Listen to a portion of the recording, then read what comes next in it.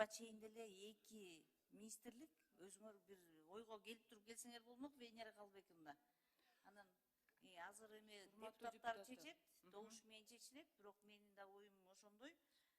Баягы берде бир гана ошол тарыхый маданий мурас объектилерин биротоло жок кылып албайбызбы деп, бул тарых это Чыңгыздардын дагы эме маданият министрлигинде ошондой болуп атат.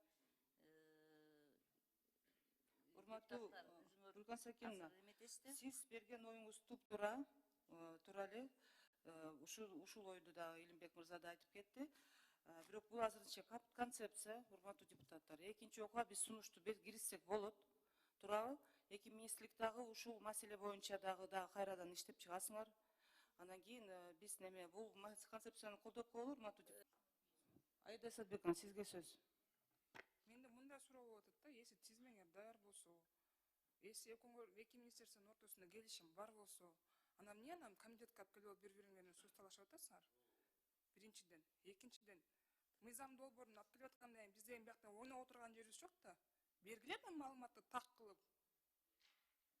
Анан азыр деген биз деген макул силердин сөзүңөргө кирип, макул силердин көңүлүңөр деп туруп концепциясын колдоп берип койсок, эртең деген тизмеңерге эмне кирбеген ким жооп берет ага? Баякы парламент жамаатты болот да. Анан келип алып концепциясын колдоп бергиле дейсиңер. Да, сама идея правильная, надо строить городок деп. Но можно же и найти другие пути решения финансирования. Почему вы хотите именно инвесторам отдать? Мы, наверное, сразу инвесторам хотите отдать.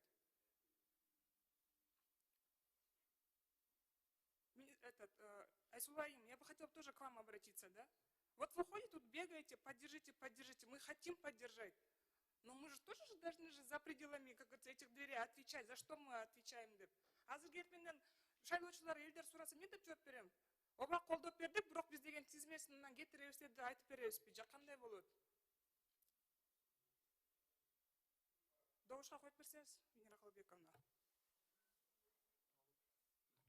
Сунуш берген жокмун? Пусть депутаты решают, тогда как голосовать.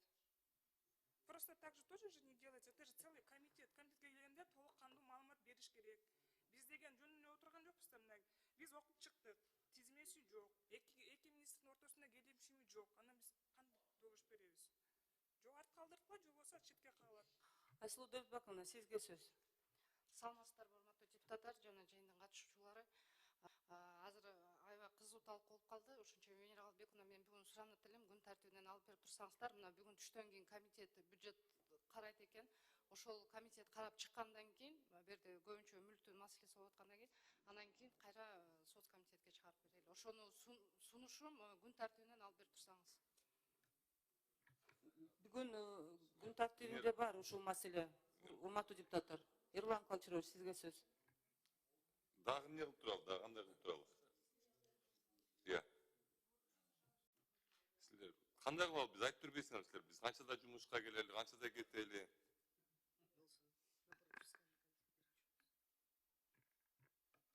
Айтпайсыңарбы? Айтпайсыңарбы? Бул маселе өзү күн тартибинде бекитилген, биз буну сунуш кылып киргизген жокпуз. Биз күн тартибинде бекитилген үчүн мына баяндамачылар келип бул жерде. Жок, могу жерде жанатан бери менин коллегаларым эмне жөнүндө айтып атат, силер эмне жөнүндө айтып атасыңар?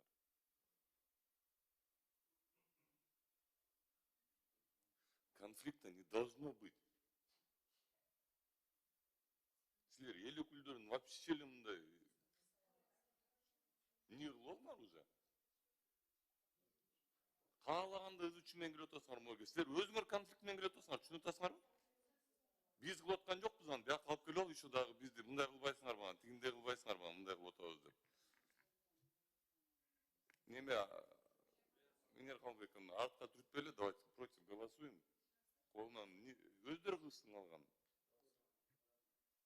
Венера Калбековна, өзүн негизи бюджет комитетте карап туруп анан бериш керек экен да. Өзүн это же основной комитет. Жок, урматтуу депутаттар, мындайда резолюцияда жоопту биз болуп атабыз. Бирок бул жерде маселе мүлк боюнча, приватизация, куруу боюнча, реставрация боюнча өзү негизи фискалдык комитет караш керек эле да. Жоопту ошолор болуш керек эле. Мынакей менден сунуш, бул мыйзам долбоорду анда добушка коюп бериңиз. Өтсө өттү, өтпөсө анда кайрадан алып келишет да жарым жылдан кийин. Гүлкан Сакина да сөз сурап атат, берип коеюн. Гүлкан Сакина, сизге сөз. Рахмат Венера Калбековна. Эми азыр бул негизи баягы тарыхый маданий мурас объекттер болгондон кийин бул биз анда азыр түштөн кийин Айсулуу айым айтып атпайбы, түштөн кийин бюджет комитет карайт депчи. Если биз карабасак, алар деле карабайт азырчы.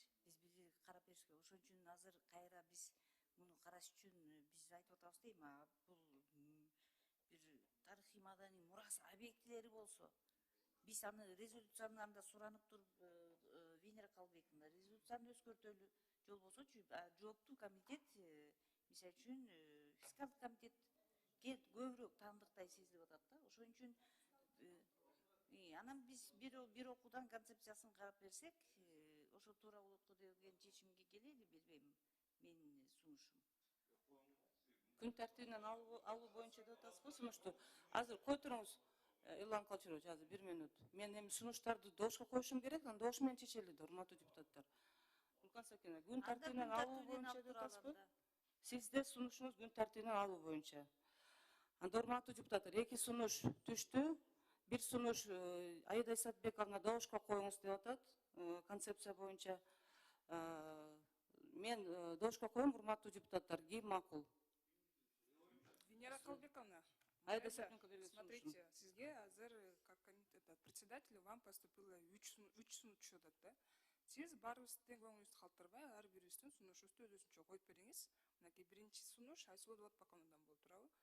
Ал киши суранып атат, бүгүнкү күн тартибине алып коелу деп атат. Сиз аны коюңуз. Если аныкы өтпөй калса, анда меникин коюңуз. Меники өтүп калса, анда Гүлкан Сакиновна сиздикин ооба, сиздикин Туп-тура. жок болуп калат да. Рахмат, Аида Исатбековна. Анда ошондой кылалы. Биринчи сунуш Айсулуу Болотбаковна айтып кеткен, ошондой эле Гүлкан Сакиновна берген сунушум күн тартибинен алып коюу боюнча. Добушка коем, урматтуу депутаттар, ким макул? 3 макул, ким каршы? 3 каршы. Экинчи сунуш Аида Исатбековна берген сунушум, ушул концепцияны добушка коюңуз деп сунуш берген. Урматтуу депутаттар, ким макул?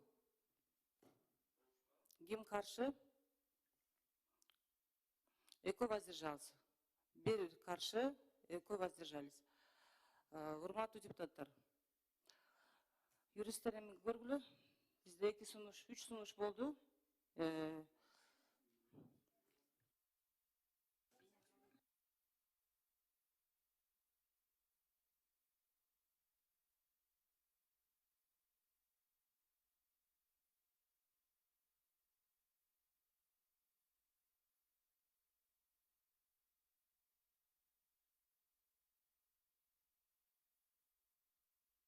Эрлан Калчырович, сунушту добушка койдук. Азыр юрист өзү айтат өзүнүн эмесин.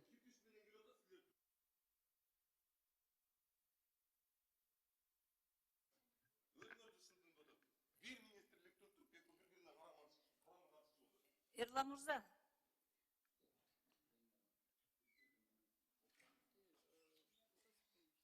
Эми ал жерде Венера Калбековна берди деген комитетте ар бир депутат өзүнүн ою бар, өзүнүн добушу бар. Ошон үчүн мындай болуп калган кезде бизге дагы биздин кесиптештерибиз баягы ушинтип отура беретиңер деген сөздөн кичине алысыраак болушубуз керек. Сиз азыр добушка койдуңуз, 3-3 болуп калганда председательский жак көбүрөөк, бир добушка көп болот. Ошон үчүн бүгүн күн тартибинен алып салуу маселеси өттү деп мен эсептеймин. Рахмат.